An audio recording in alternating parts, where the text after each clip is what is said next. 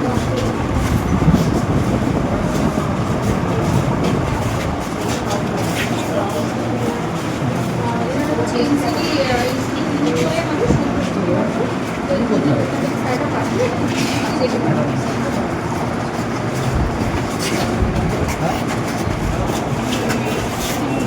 তাপস রুগীদের সঙ্গে কথা বলতে পারে।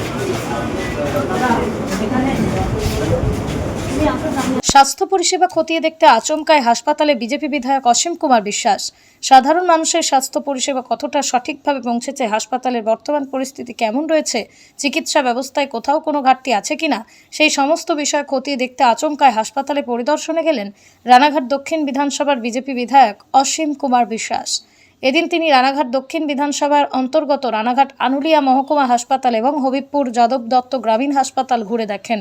হাসপাতালের বিভিন্ন বিভাগ পরিদর্শনের পাশাপাশি চিকিৎসক, নার্স, স্বাস্থ্য আধিকারিকদের সঙ্গে কথা বলেন। সূত্রের খবর, রাজ্য সরকারের তরফে প্রতিটা এলাকায় হাসপাতাল পরিষেবায় জোর দেওয়া হচ্ছে। বিধায়ক অসীম কুমার বিশ্বাস এই বিষয়ে কি জানাচ্ছেন শোনাবো। এই আকস্মিক হাসপাতাল পরিদর্শন ঘিরে এলাকায় যথেষ্ট চর্চা শুরু হয়েছে।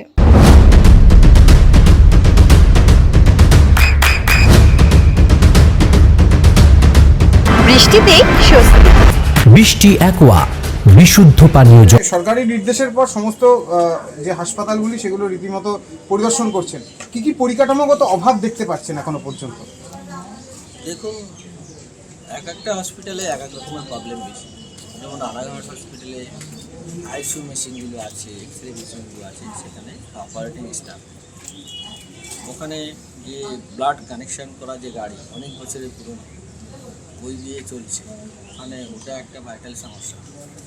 মেশিনারি আছে, স্টাফের কম বেশি, এক একটা বেডে 4-4টা রোগী। ক্লিনিং ম্যাটারটা যেটা দেখলাম মোটামুটি ঠিক আছে, স্টাফের ম্যাটারটাই বেশি ভাইটাল ওটা।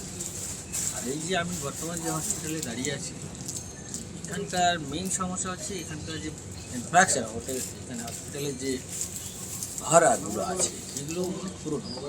বর্ষাকালে যাওয়ার পরে ওষুধপত্র নষ্ট হয়, ওরা এখানে বুঝতে পারে না, বাউন্ডারি নেই। আর এখানে যেহেতু ছোটো হসপিটাল, সেই হিসাবে এদের যা চলছে ঠিক চলছে। এদের একটাই যেটা প্রবলেম বললো, এদের এই ইনফ্রাস্ট্রাকচারটা খুবই দরকার, আর বাউন্ডারিটা রুগীদের বসার সেটা। আপাতত ক্ষেত্রে বিভিন্ন ক্ষেত্রে দেখা যাচ্ছে যে স্বাস্থ্য পরিষেবা নিয়ে একাধিক অভিযোগ বিগত সরকারের বিপক্ষে সাধারণ মানুষ ক্ষোভ উগড়েছে কোনো সময় চিকিৎসা না পাওয়া। সেক্ষেত্রে এবারের আপনাদের সরকার কী কী পদক্ষেপ আরও রাখছে, বিশেষ করে আপনাদের সঙ্গে আলোচনা হয়েছে মুখ্যমন্ত্রী? দেখুন, প্রথমত এখানে যেটা দেখুন, ইকুইপমেন্ট আছে, ম্যান পাওয়ারের সবচেয়ে বড় সমস্যা। আর আগের সরকারের যেখানে গুন্ডাগর্দি চলতো পরিষ্কার, ওখানে কাটমানি নেওয়া হতো, ওইগুলো নেওয়া হবে না।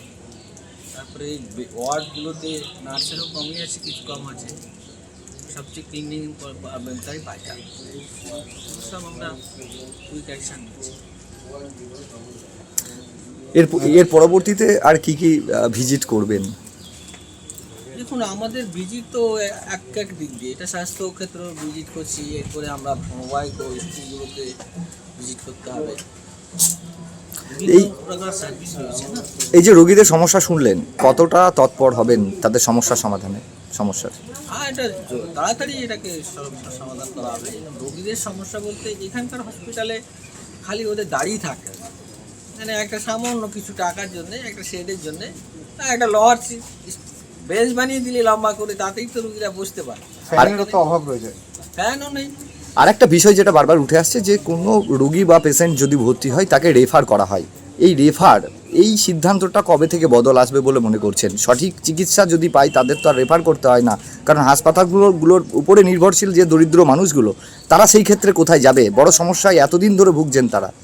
দেখুন, এখানে যেটা আমি কোশ্চেনটা করেছিলাম সুপারের কাছে বা ওখানে দাঁড়িয়ে, ওদের যে কথা যে ম্যাক্সিমাম রোগীরা পাশেই রানাঘাট হসপিটালে আছে, ওখানে সব কিছু সুবিধা আছে, এক্সরে আছে, আল্ট্রাসাউন্ড আছে, সেই জন্যে রোগীরা ওইদিকে চলে যায়। এখানে কমসে কম একটা আল্ট্রাসাউন্ডের ব্যবস্থা, এক্সরে মেশিন বাড়াতে পারলে রোগীদের মহকুমা হাসপাতাল থেকেও তো রেফার বাড়ছে, অর্থাৎ সরকারি হাসপাতালে রেফারের সংখ্যা তো দিনের পর দিন বেড়েই চলেছে। সেক্ষেত্রে প্রাইভেট হাসপাতালের দিকে নজর রাখছে তারা।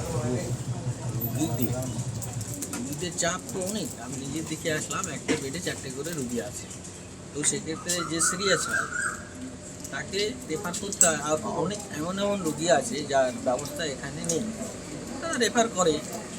তার মানে এখানে দুটো প্রবলেম, একটা তো বেডের সংখ্যা বাড়াতে হবে, স্টাফের সংখ্যা বাড়াতে হবে, তাহলেই হয়ে যাবে। আরেকটা প্রশ্ন রাখবো, বিভিন্ন ক্ষেত্রে দেখা যায় সরকারি হাসপাতালের চিকিৎসকরা বাইরে প্রাইভেটে প্র্যাকটিস করছেন, রীতিমতো এই প্রশ্ন কিন্তু বারবার অভিযোগ করায় বা এই প্রশ্ন তোলেন রোগীরা। সেক্ষেত্রে কি এবারে সে বিষয়ে বিশেষ করে নজর দেওয়া হবে? অবশ্যই, তারা হিসাবে তো তাদের সরকারি ডিউটি বিভিন্ন রাজ্যে, তারা কিন্তু বাইরে প্র্যাকটিস করতে পারে না। আমাদের রাজ্যে এসব হয়, হতো এতদিন, ধীরে ধীরে বন্ধ। কি চিকিৎসার ক্ষেত্রে কি আমূল পরিবর্তন আসতে চলেছে? অনেকগুলো আমল করবে। Thank you. আপনার সন্তানের উজ্জ্বল ভবিষ্যতের সঠিক দিশা JRS public school. JRS public school, যেখানে শিক্ষা এবং আনন্দ একসাথে। JRS public school has an excellent team of teachers for the holistic development of your child. আপনার সন্তানের উজ্জ্বল ভবিষ্যতের একমাত্র ঠিকানা জেআরএস পাবলিক স্কুল। আপনি কোথায় ইনভেস্ট করবেন, কেন করবেন বুঝতে পারছেন না তো? সঠিক গাইডলাইন পেতে আজই আসুন নদিয়ার চাকদাতে নিবেদিতা প্রাইভেট লিমিটেডে। Nibedita private limited, marketing and distribution service. Balcony বা সিঁড়ির রেলিং, মডিউলার কিচেন বা ড্রয়িং রুম, এক কথায় আপনার স্বপ্নের বাড়িকে করে তুলুন আরো সুন্দর। Chakda ply centre, gorgeous look বা কোয়ালিটি সবে 3 নম্বর 1 Chakda ply centre. Chakda ply centre, KBM, Chakda, Nadia. হোমওয়ার্কটা করেছো? হ্যাঁ স্যার। এ বাবা, ভুল করেছো কেন? চোখে কেমন ঝাপসা দেখছি, লিখতে আর পড়তে খুব সমস্যা হচ্ছে। চাকদার মডার্ন অপটিক্স থেকে ভালো চোখের ডাক্তার দেখিয়ে নাও। প্রতিদিন প্রকৃত চোখের ডাক্তার ও দৃষ্টি বিশেষজ্ঞ মডার্ন অপটিক্স চাকদহে। চাকদা অ্যালুমিনিয়াম সেন্টার, প্লাই, কাঁচ, laminates, kitchen fittings, door lock, window ও অ্যালুমিনিয়ামের খুচরো ও পাইকারি বিক্রেতা। চাকদা অ্যালুমিনিয়াম সেন্টার, পূর্ব লালপুর 50 নম্বর রেলগেটের পাশে, চাকদা, নদিয়া।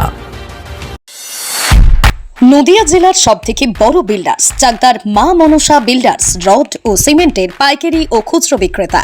মা মনসা বিল্ডার্স, পদ্মবিলা, চাকদা, নদিয়া। রুম রে মাত্র 1500 টাকা থেকে স্টার, খাওয়া দাওয়া রিজনেবল প্রাইস। নদিয়ার একমাত্র 3 স্টার ক্যাটাগরি হোটেল এনবি সোনার বাংলা হোটেল, কল্যাণী এইমসের ঠিক উল্টো দিকে, কল্যাণী, নদিয়া।